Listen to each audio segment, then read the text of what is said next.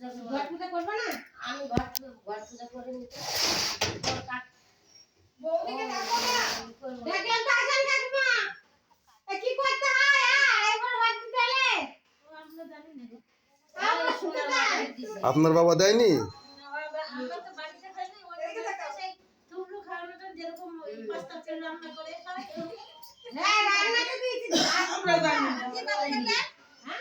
দান দুপুরতে আশীর্বাদ করবে। হইছে?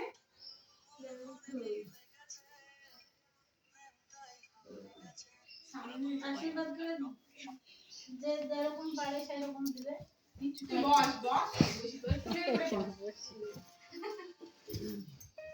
যেটা জানেন হ্যাঁ আছে এরকম। আমাদের ওই বাড়িতে যারা জানে আই বড় ভাত এগুলা।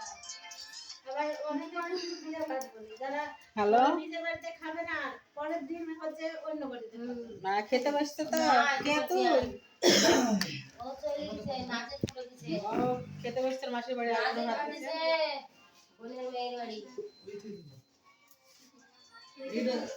পরে করবে এখনই এটা তো ছোট লাগছিল ওই জন্য জ্বালাতে দিয়ে পরে করছে লাইটটা বন্ধ করতে হবে আমার লাইটটা বন্ধ করো। ছবি টবি তুলছে তো হ্যাঁ কে আর বন্ধ করে গেল কাজ করে দি পরে ফোন করব। রোদ লাগছে যা রোদে ছট টাইম ছবি তুলবা আসলে রোদ লাগছে না হ্যাঁ ঠিক আছে এদিক থেকে কেন না লাইট বন্ধ না করে এইদিকে দিছে আইছে রোদ লাগছে তাই বলছি। লবণের প্যাকেট আমার বিছনাপুর থেকে নিয়ে